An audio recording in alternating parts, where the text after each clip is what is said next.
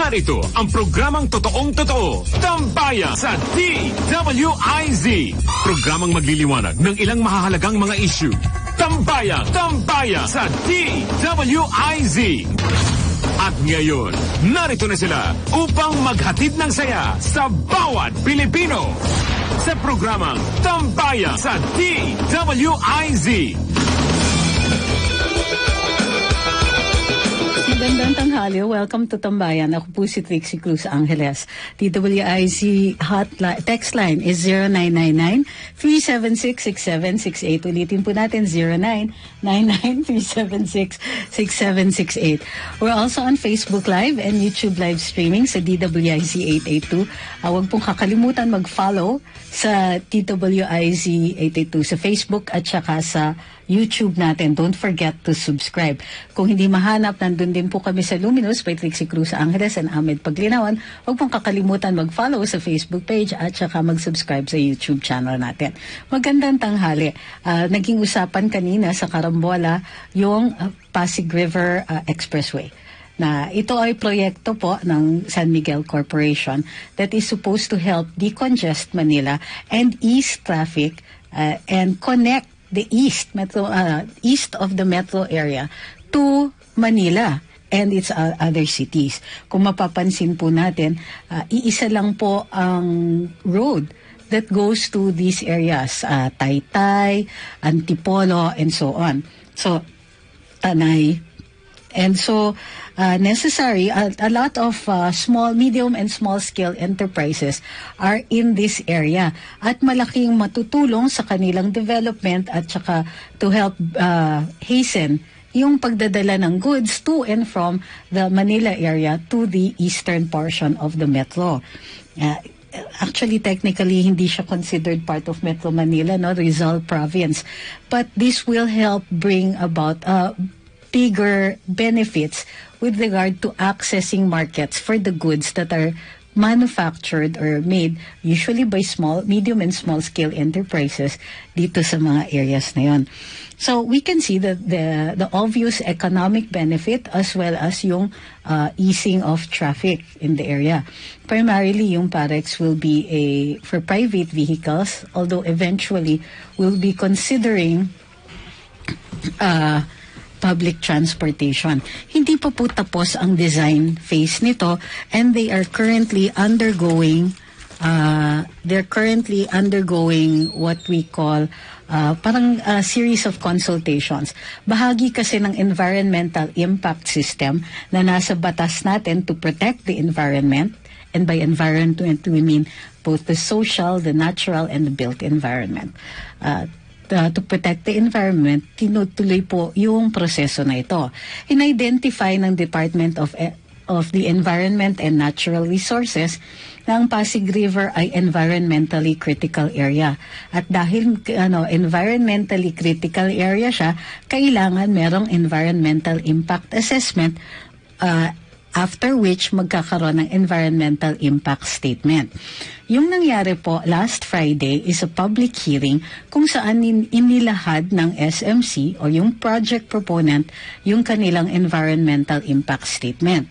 Finormulate ito after nagkaroon ng tinatawag nating scoping mechanism, which is a consultative process para siyang hearing, ini-invite lahat ng mga stakeholders to discuss kung ano ang magiging impacts of this project. Now, it's not just the negative impacts but also the positive ones. As a result of the scoping mechanism, the next step was taken, which is the public hearing. Now, unfortunately, marami po dun sa mga nag-o-object. I'm not saying maraming nag-o-object kasi wala akong konteksto about how many are approving, have manifested approval and how many are manifesting disapproval of the project. Pero may kulang on several things. Number one, hindi maliwanag dun sa ilang mga stakeholders kung ano yung purpose nung public hearing na yon.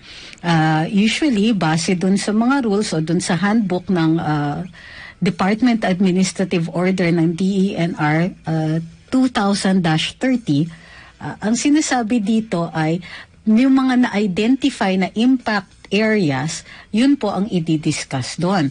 However, many of the oppositors, they just simply wanted to delay and say, reset na lang to, kasi clearly kulang yung ganito, kulang yung ganyan. They were attacking the environmental impact statement, saying na mali yung design, mali yung so and so. Andun po si Architect Palafox, who was brought on board dun sa proyekto para i-discuss and to take note of what the objections are at saka yung mga pinopoint out, if any, that flaws in the project. Now, ang concern ko primarily dun sa pagpunta dun sa public hearing na yon is to see if how the heritage law is being applied and how we can strengthen it and so on. Kasi nga, nagiging malaking issue ang cultural awareness at saka protection ng ating heritage with these elections. We are trying to raise awareness of how cultural heritage and so on is necessary in building the national consciousness. So, gawa na nga ng bahagi na yun doon, umattend ako. And nung nag-manifest ako na kailangan ng leveling off ng knowledge, somebody took the opportunity to bash me and identify me as a diehard DDS supporter, Duterte supporter, and a pro-BBM something, fanatic yata or something like that, yung tawag sa akin, along with a list of my supposed sins. Ako lang po ang ginanon during the course of the public hearing. Of all the people who spoke there, ako lang po ang binash ng ganon. And they hadn't even heard what I was going to say. So madaling sabi, after nasabi yon, tinanong ako nung moderator o yung facilitator, are you here in what capacity are you here in? So I had to explain in my personal capacity, but I am the person who made the initial draft of the House bill and Senate bill that eventually became Republic Act 10066 or the Heritage Act of 2009. Second, I'm not sure if I was able to say this, but for the benefit of the public, I was also the one who wrote several city ordinances that are now still in use to protect local heritage in different municipalities. I also helped bring about the awareness of the need for conservation and protection of cultural heritage and its value to us as Filipino citizens, not just in raising awareness, but not just in the practical value of the sites themselves, but also what it does for us. Ano ang nangyayari kapag nagiging aware tayo sa ating heritage, sa ating kasaysayan? We develop a pride in ourselves, and that pride makes us far more disciplined. It makes us care about our country more. Kasi nga, paano mo mamahalin ang bayang hindi mo kilala? So, this is a way na pinapakilala natin ang ating bayan. Nevertheless, nakikita ko that the opposition, kumbaga, they're not interested in common ground. And this is where I'd like to discourse on. Sa pag-aaral ng conservation, hindi natin mapagkakaila yung importance ng pag-save ng site mismo. Pero kailangan may konteksto yon. Ang pag-save ng site na ito ay para sa tao. Kung kaya't, in most countries nakilala na nila ito. Heritage conservation is a series of conversations. Okay, ulitin ko. Heritage conservation is a series of conversations and decision-making. What are we going to save is the first issue. How are we going to save it? Matagal na usapan yan. How much of it are we going to save? A structure, let's say, that is several hundred years old, we have to identify saan po natin ilalagay, ano yung pinakamahalaga, how, do we restore it to the age it was originally, to its original state, to the state after its first revision, after its first redecoration, whatever, after much work has been put in. Which stage? For example, the Temple of Athena Nike sa Greece. Nung inire-restore ito, ang haba ng history niya, libo. So may mga portions doon, may part ng history na yan na dumating yung mga Muslim and they imbued the temple with their own designs, with their own features. Older than that, there were less features and so on. Ang dami-daming layers of history ng isang lugar. You have to identify, anong time natin i-restore yan? Ano yung i-identify? Anong period? Or do we maintain everything that came before and after and so on? These decisions are made not just by the experts. Ginagawa din yan in consultation with the stakeholders. Sino yung stakeholders? Tayong lahat, lalo-lalo na kung national heritage yan. So, these are, akala kasi ng ibang tao na yung activism is merely stopping the destruction of a site. No, it also includes making sure that people appreciate it. So that kapag nagkaroon ng development, alam na ng developer, hindi mahalaga yan, hindi na ako pupunta dyan. Or, gagawin ko, tutulungan ko, create ako ng development around the area para matulungan yung site na yon. A lot of our developers are still ill-informed about the benefits of conservation. Marami sa kanila, they still have to be brought on board. So kulang na kulang pa yung awareness programs. Does it help pagka ang nakikita lang sa mga advocates ay yung pagtututol ng isang proyekto? Nagiging mukhang anti-development tuloy yung mga pro-heritage advocates. We have to remember, we're doing this for the community, for the people. Kung hindi na-appreciate ng community o ng taong bayan, are we just simply imposing our will on them? And that's not the point of conservation or of heritage at all. Kasi yung awareness ng ating kasarinlan, awareness ng ating nakaraan, ay isa sa mga binding factors natin. We are made unified by the awareness na lahat tayo, dito tayo nanggaling. Nakikita natin yung genius ng ating mga ninuno. We carry that DNA. Pride in our ancestors is pride in ourselves. How can we be so far from them? How can we say that we did not inherit that genius? How can we say that the works of our ancestors will not find its expression in us? We have to be reminded, yung genius ng ating mga ninuno, genius din natin. We are capable of such beauty. We are capable of such innovation. But we have to be reminded. But there are people who do not know yet. Wala pa sila dun sa punto na pag ni-remind mo, mai-inspire na sila. May mga tao na nandun pa rin sila sa kailangan kong umahon sa aking kahirapan. Hindi natin pwede i-impose yung will natin dun sa mga tao who cannot think beyond what they need right now because they don't have it yet. Sabi ni GME, these fact checkers just made almost all of us auto-like Lenny pages. We cannot unlike nor block these kakamping pages. Actually, you will be able to, but you just take some time to do that. Sabi ni Jerome Bakongis, the Chinese, Japanese, Koreans, they give big value about their heritage that nowadays is gaining profits due to tourism. History is necessary for growth, di ba? Di ba nila alam yon? Oh, yes. Pero all heritage conservation is, like I said, a continuing conversation and a lot of different levels of decision-making. Ang problema dito, kung kailan napagtuunan na ng pansin yung lugar, saka ninyo i-bring up yung issue ng heritage conservation. Ilang dekadang pinabayaan yung mga yan. Tapos pag may dumating na maaaring makatulong, i-oppose. Does this help the cause of conservation? No, it does not. Does it help awareness? No, it does not.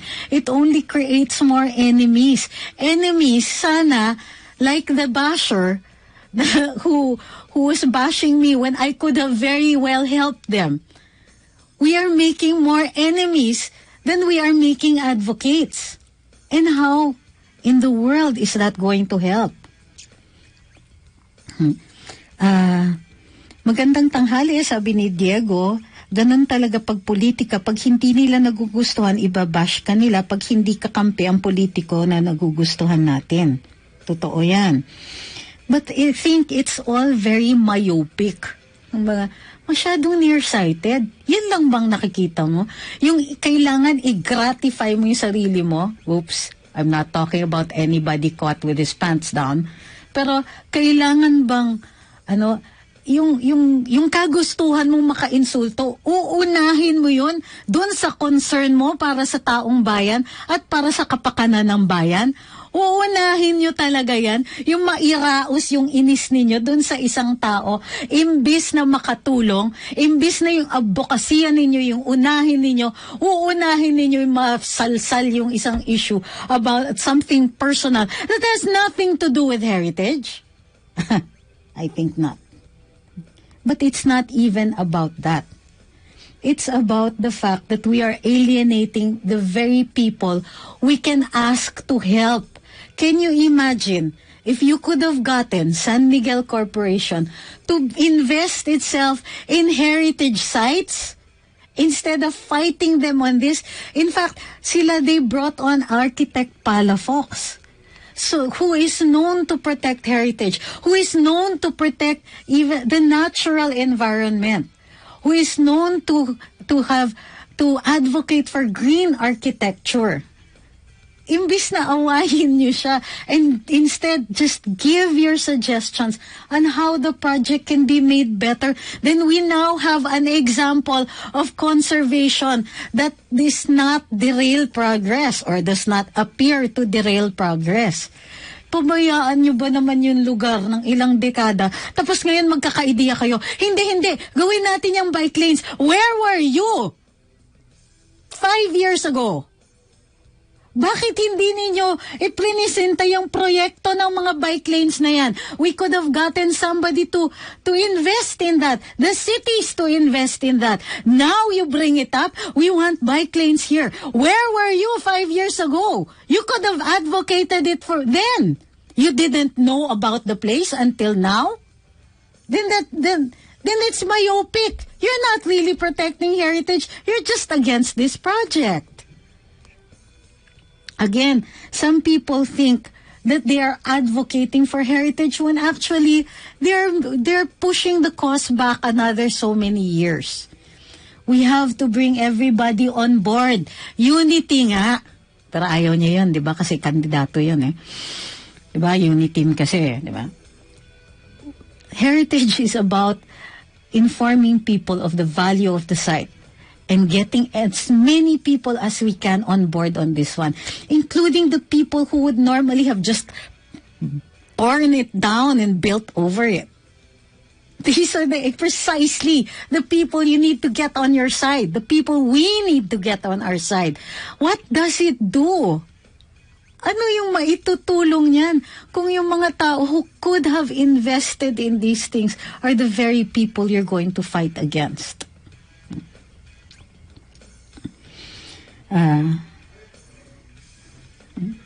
Mabuhay at mapagpalang tanghali kay Mami Nitej. Ito sabi ni Melda Pabon, our early genius, ang mga taga-Baguio nag-engineer ng rice terraces. Agree. But at least dun sa rice terraces, we appreciate it already. Marami tayong hindi na-appreciate eh. And our heritage isn't just the one that's several hundred years old. It's also the one that was 50 years ago. The one that's 100 years ago. The one that was in between. Yes, even the one 30 years ago. The genius is present in every decade, in every year. We just need to be aware and know how to find it. We do not hold one up against another period. Heritage is all of those periods, all of those years where we had a shared experience. Because that's what we're saving here. not the structure. Ano lang yan? Kahoy at bato lang yan. It is the meaning that we have put into these structures which gives it importance. In the end, it's all about people. Sabi ni James Balmaceda, I think heritage appreciation realizes the uniqueness of the culture towards love of country and patriotism towards unity in the Philippines. Yes, precisely that. Pero, we have to learn. Dati, I was just an advocate. And naniniwala ako sa talaga, I would lie down in front of the bulldozers. Mga ganyan. Oo, maharap ako noon. Away nga kami noon. Then Mayor Lito Atienza, nung ginigiba niya yung Mehan Gardens. So, andun ako, tangan-tangan ko si DNR Secretary Alvarez at the time. Tapos, pinapatigil namin, may cease and desist order kami from the DNR. Sinamahan pa ako ng secretary. Andun naman si Mayor Lito Atienza on the other side saying, hindi, gibain niyo yan. Siyempre, nanalo siya. Pero pinatawa ng City of Manila ng fine. Daily, 100,000 a day.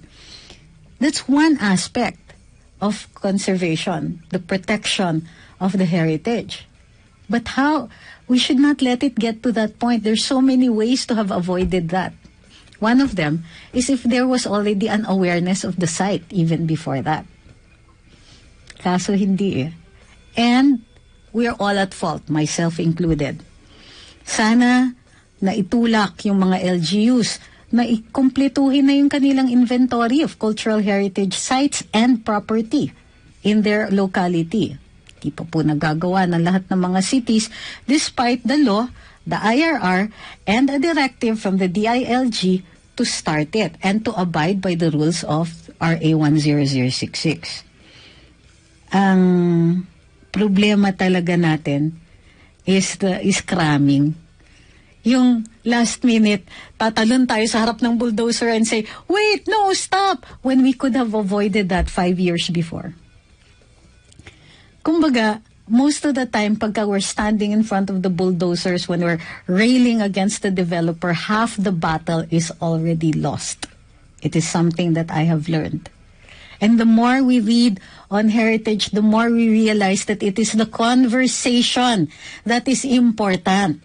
Not the kapit bisig, tigilin natin yung mga First of all, in the Pasig River Expressway project, there is no heritage that's going to be torn down at all. None. Ang sinasabi nilang destruction of heritage is supposedly the interference with what we call the sightlines. Yun po ang hindi nila dinidiscuss. They talk about the destruction of heritage when actually that is intellectually dishonest. Call a spade a spade. Nababara yung sightlines, yung site, yung image, yung building, yung pagtingin natin. It doesn't happen on the Intramuros side because there is no construction going to be built on the Intramuros side. It's on the other side. But there are heritage property on the other side. Will the expressway interfere with the sightlines? Meaning hindi natin makikita yung heritage site na yon. Okay. Number one, has the sightline been established in the inventory as well as in the recognition of those sites? Have they? Third, okay, are the people aware, the stakeholders, the people who live in the area, do they give value to those sites? Do they understand the importance? If we have not put in the work. That is our fault. Sabi ni Jerome Bacongis, there is something, quote unquote, about these groups who's fighting against SMC project about Parex. Maybe they are using the heritage value just to delay the project. Well, that is what they asked. Yun ang hiningi nila during the consultation session. Not consultation, during the public hearing. They were asking for a resetting or a delay of the public hearing. So, magbabalik ang Tambayan, ang oras natin 12:30 ng tanghali. Muli nating balikan Tambayan sa DWIZ.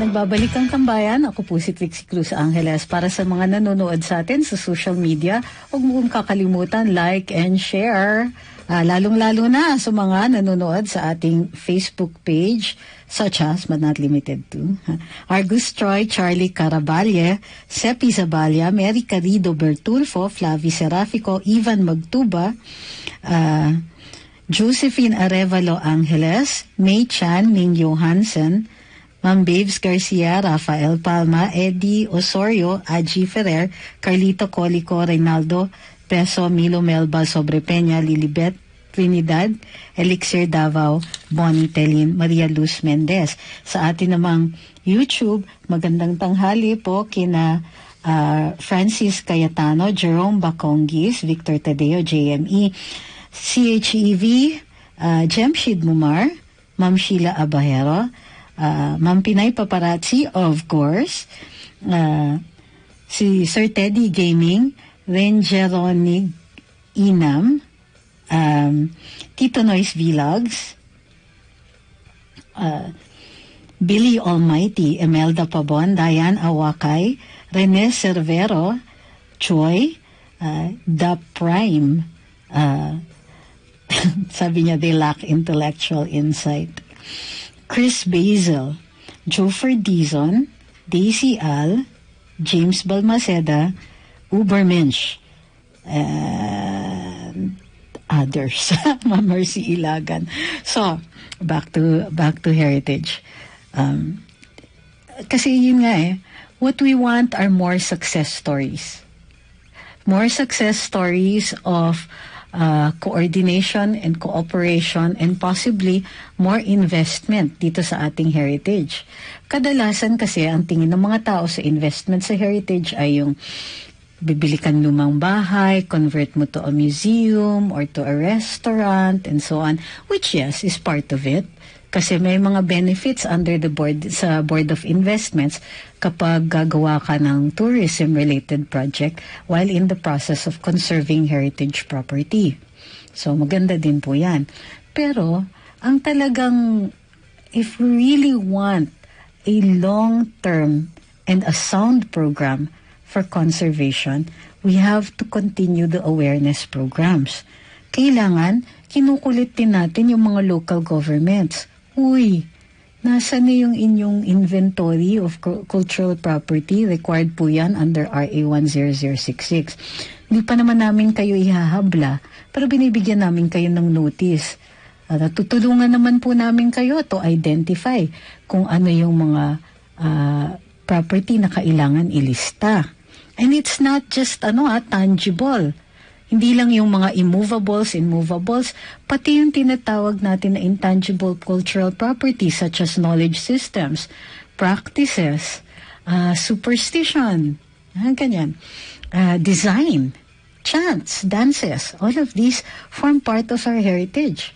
So even yung mga kwento that are indigenous to a certain area, that's part of the cultural heritage of an area. Kailangan nililista natin yan.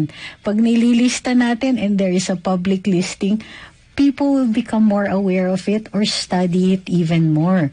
Yan po talaga ang spur, yan po ang magkaka-generate ng mas maiging interest.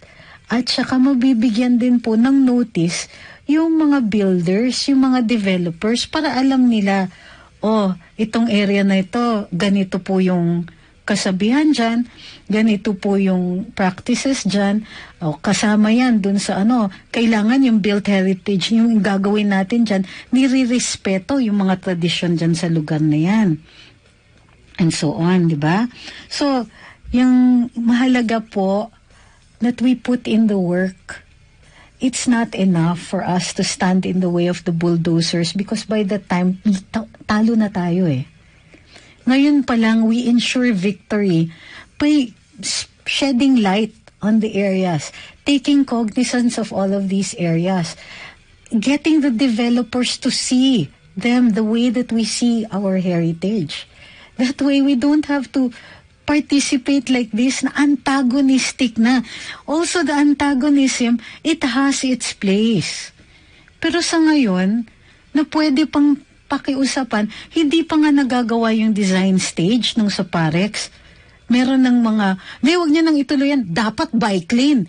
Yung ina-advocate nilang alternative is not an alternative at all. And is something that they could have done years ago nung hindi pa nagkakaroon ng interest dun sa lugar. Bakit hindi pa noon kinlear yan? Bakit hindi pa noon na sinabihan ng mga LGU, ay LGU, linisin nyo naman tong lugar na to, heritage area to Gawa natin ng bike lanes para magkatao dyan. Lagyan natin ng ilaw. Did they do that? No. They want the developer to do that at the expense of the project that he is proposing. How in the world are you convincing? So, tingnan nyo nga, how is this going to help? You have to understand kung bakit tayo natatalo sa mga heritage cases natin because hindi enough yung work that was put in. May magsasabi dyan, but ikaw di mo ginawa. I beg to differ. Because from 2001, I have been working on awareness. I stopped after I left the commission. They didn't want me back, so okay. I'm sure they can do the work themselves. But here's the problem. Obviously, nagkulang yung work. Kasi nagkakaroon pa rin tayo ng mga ganitong issues. It could have been headed off if we made the list. Could have been headed off if we were educating people, yes, all the way down to the grassroots. Heritage is the concern, not just of rich people. Rich people who think they can tell other people what to do. It isn't activism if you just come in and bully people and say, hindi dapat isa-save yan. It's not helping, you're creating more enemies. The same way you created an enemy out of me, hopefully not a permanent one. When in the process of trying to help the conversation, instead you took the time out to bash me. Galing talaga.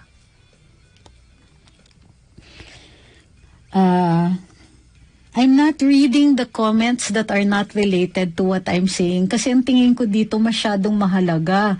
So yung mga side conversations na hindi naman in punto dito sa dinidiscuss ko, pasensya na, hindi ko kayo mabibigyan ng oras ngayon dahil pinahahalagahan ko talaga itong topic na to. Maraming heritage at historical sites ay nasasagasaan ng right of way, sabi ni Cherish Choi. Yes, but you're still in that mindset. Andun pa rin kayo sa ay sinira yan, ay giniba yan. The conversation should be, what didn't we do to prevent that? Parang the bad guy isn't just the guy who destroys it. It's the person who did not warn them. It's the person who did not educate them. It's the person who knew this could happen but did nothing. Meaning that's all of us. You don't make an enemy out of the developer if you did not take the time out to educate them. You do not make an enemy out of the stakeholders, the poor who live in the area, who you want to move away from a heritage structure because it defeats the sightlines. You don't make enemies out of them because the failing there is on those people who know better.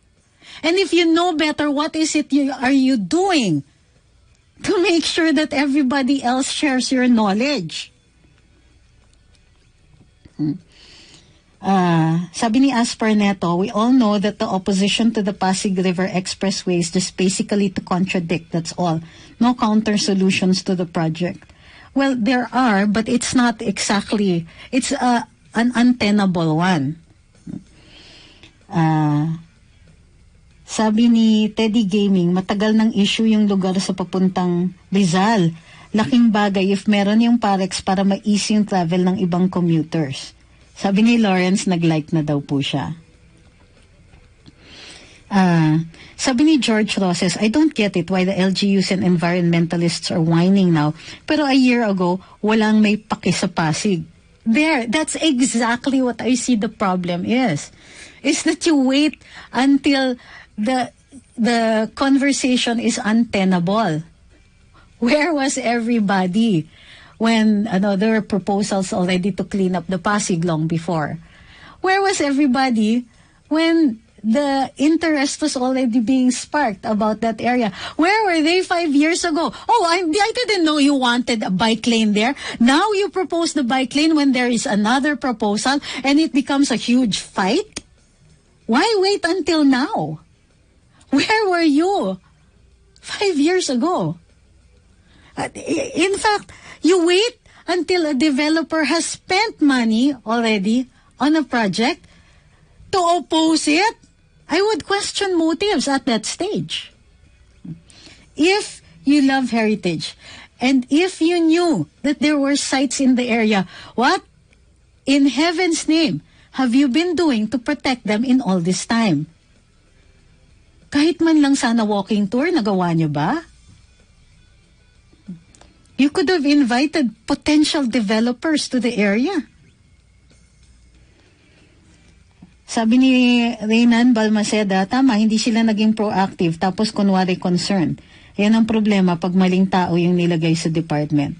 Yes, Ma'am Pinay, they didn't want me because I'm DDS. Okay? Sabi ni Ma'am Ande Irorita, ayaw lang nilang gumanda ang lugar para matuwa ang mga kababayan natin. Ayaw nilang pakinabangan yan ng nakararami kung sila lamang na nakaposisyon dyan. Alam mo, totoo yan. It's like they don't want us to have nice things. Parang yung opposition dun sa Dolomite. Bakit? Hindi ba tayo entitled to a nice place? Hindi ba entitled yung mga taga-Taytay ng expressway papunta sa kanila so that they can move their goods directly into Manila? Hindi ba, is it still conservation kung ang ginagawa lang natin is we turn people off to the idea? Believe me, I've been there. I've been advocating for heritage since 2001. Drafted the law as early as 2002. It went through a process of huge revisions and consultations. It got passed in 2009. But it's not even enough. We wanted a law so that it would establish the value. Yes, andyan na yan. There are agencies that are not implementing the law. Where are the advocates? Where are they? When the National Museum decided na ayaw namin ng maging part ng Heritage Act, kayo na lang NCCA. Now, where are you? Where are the tribunals? Where are the people saying, oh, NCCA, you have all of these powers under IA 10066. What the hell? Where is your consultation? Where is your proactive stance in getting developers to invest in this area so that people can see the heritage of the place? Where are you? Sabi ni Christian Picardo, well, it's a trademark of Makabayan Bulok. Pag tayo ng Parex, bigla silang papasok. Pero noon, wala yung project na yan. Wala naman. Oo nga eh.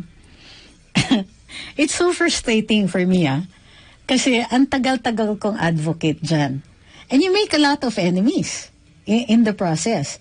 In any advocacy work, whether it's lawyering for a particular party or something else, people will develop resentments. Now, andyan na rin tayo, pero the fact is, if you study conservation, you have to bring people in to help you. You cannot do it alone. The lone picket sign rarely works. Yes, it tells people that you're an advocate, that you're willing to do this.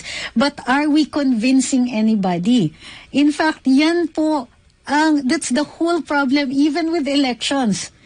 With certain parties intent on just destroying the proponents, the people who advocate for their opponent. Sige, naraos nyo yung galit ninyo, ininsulto nyo kami. How did that help you? Aren't you shooting yourself in the foot by doing that? Aren't you actually helping the candidate along because people now become emotionally invested in him? In the same way that if you bash the people who would have voted for you, you're going to be the biggest campaigner for your own rival. Diba? Sabi ni Ferdy T, kasi po, sobra nang nakikita ang improvement ng Manila and credit to the Duterte administration. Napapansin tuloy lahat ng kapabayaan nila nung panahon nila. Ouch! Yeah. Bukod sa ayaw nilang guminhawa, biyahe ng mga tao from east to west, ayaw din nila kumita ng hindi nakakuha ng project at hindi nakakakuha. Ayaw lang kumita ng hindi makakuha ng project ng SMC. Sabi ni Ma'am Josephine Angeles, sana sa bagong administrasyon magkaroon ka ng posisyon para maipalaganap mo sa Pilipino ang cultural heritage awareness. Yeah, but you know what? The first opposition will say, hindi pwede, DDS yan, tsaka BBM. Tama. Concerned nga kaya. Tinatanong ni Chris Basil, did Jose Acosar Las Casas Acosar in Bataan been given recognition for his effort to save the forgotten heritage buildings? I'm sorry, Sir Chris, if you think that that is conservation. It is not. You have just gathered old houses to a single place to die. Heritage is alive, yun yung point. And it should remain where they are significant, which is where they originally were. You only transfer built heritage pagka may calamity na and there's no other way to save it. The way they saved the, I forgot which structure it was, when the Nile flooded. So they dismantled the structure, took it up to higher ground until the floods abated. So it's not saving heritage.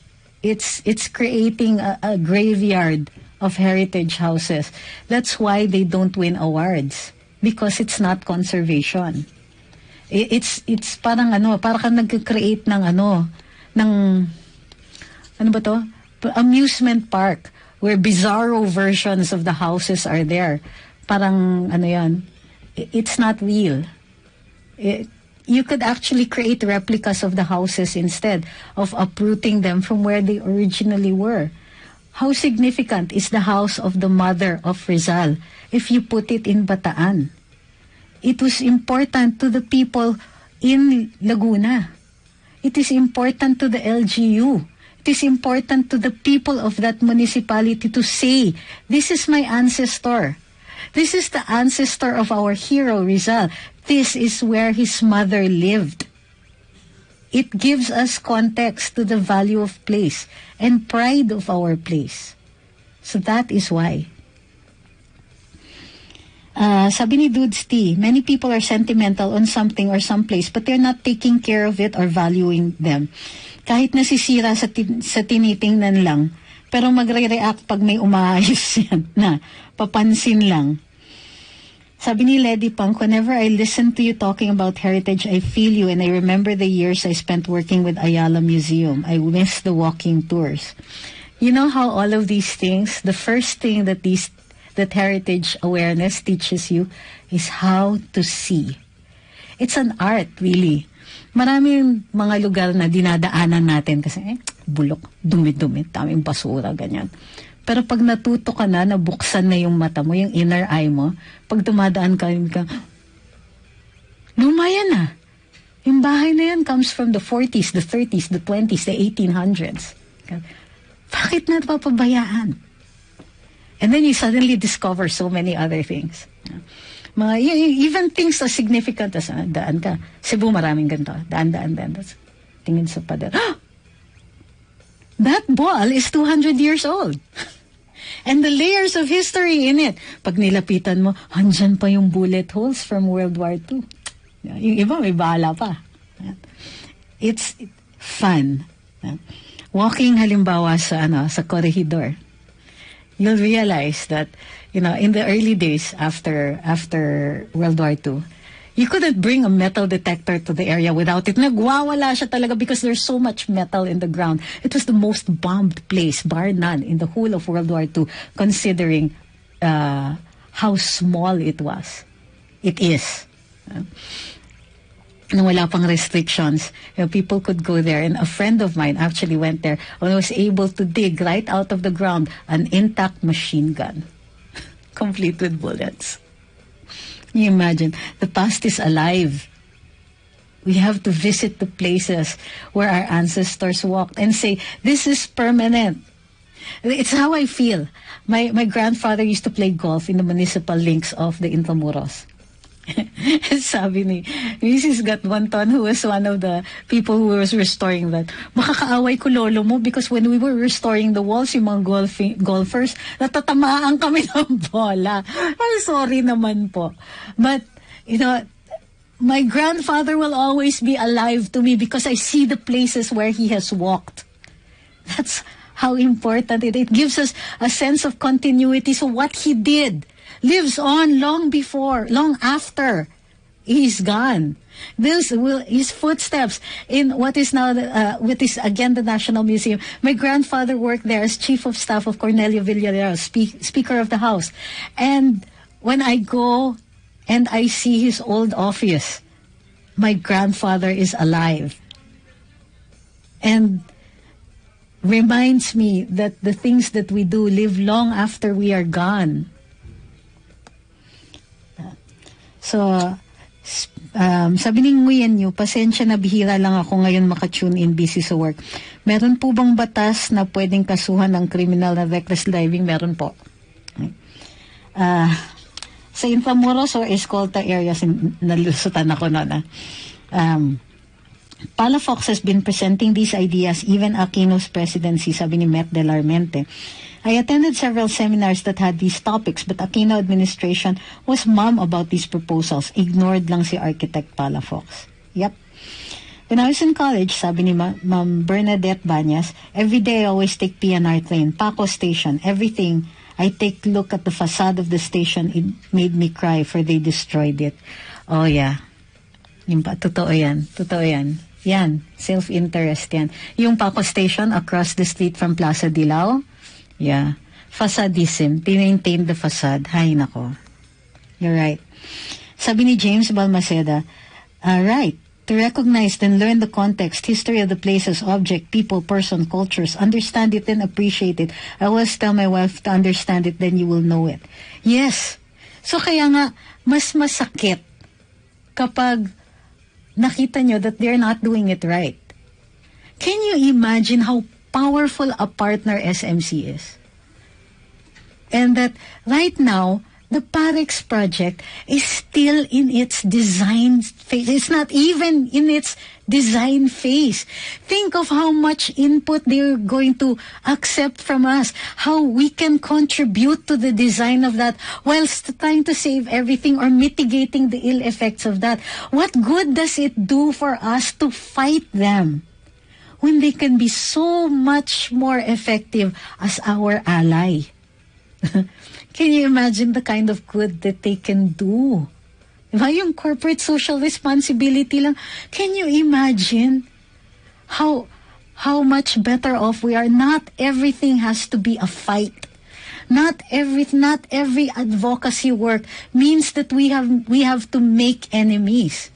On the contrary, conservation is about bridging the gaps.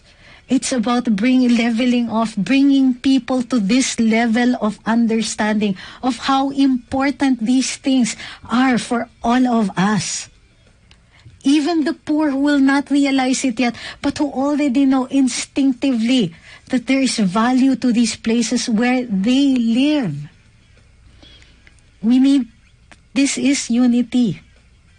So I understand why some people are angry at the term unity. But we need unity for conservation. Let's not make enemies. Let's understand that the project was envisioned to make things better for us. And we can still improve on that to make things better for more than just decongestion, for more than just a traffic concern. We can put in environmental concerns, heritage concerns. Let's be part of the solution instead of being part of the destruction. Because making enemies doesn't help anybody. Sabi ni Ma'am Delcy, my abuela's balon. Around 70 years old. It's well. We're keeping it till now because it had played an important role during the long El Nino. All wells dried up except her well in the middle of the city. One of these days, sabi ni Ma'am Pinay, we might go to Divisoria to take pictures of it at mawawala yung DV na alam natin. Pero takot ko lang sa mga magnanakaw. Yes. In fact, let's start caring. Let's bring the people in. Let's identify these places. I think this is important. I think this is beautiful. I think this is heritage.